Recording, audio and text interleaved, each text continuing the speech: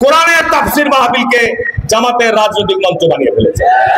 নির্বাচনকে সামনে রেখে কোন অরাজকতা বিশৃঙ্খলার চেষ্টা করবেন না। জামাত ইসলাম যতবার নির্বাচন করেছে, আমাদের অধ্যাপক শাহজাহান মিয়া ততবারই তাদেরকে বাড়ানো দিয়েছে।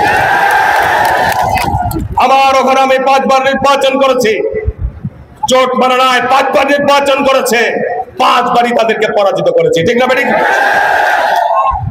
কি সন্দেহ আছে?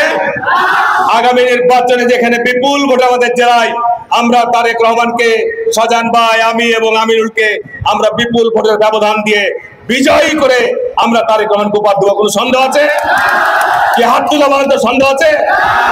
দেখেন, কোনো সন্দেহ নাই। সুতরাং আজকে ওই দলটিকে বিশেষভাবে অনুরোধ করব, নির্বাচনকে সামনে রেখে কোন অরাজকতা বিশৃঙ্খলার চেষ্টা করবেন না। কোন ধরনের অরাজকতা বিশৃঙ্খলার চেষ্টা করলে এদেশের জনগণ ক্ষমা করবেন, একটা পরিষ্কার কথা। আজকে আমরা লক্ষ্য করছি আপনারা তাফসীর মাহফিলের নামে কোরআনের তাফসীর মাহফিলকে জামাতের রাজনৈতিক মঞ্চ বানিয়ে ফেলেছে। কে ঠিক না বেঠিক বলছি বলেন? অনেক জায়গায় মসজিদে প্রার্থী বক্তব্য দিতে গিয়ে রাজনৈতিক বক্তব্য দিচ্ছেন। মসজিদ ইবাদতের জায়গা, সেই জায়গাটিকেও তারা অপবিত্র করছে। এই ব্যাপারে আমাদের জাতীয়তাবাদী দলের সকল সৈনিককে সজাগ এবং সতর্ক থাকতে হবে। কি রাজি আছেন?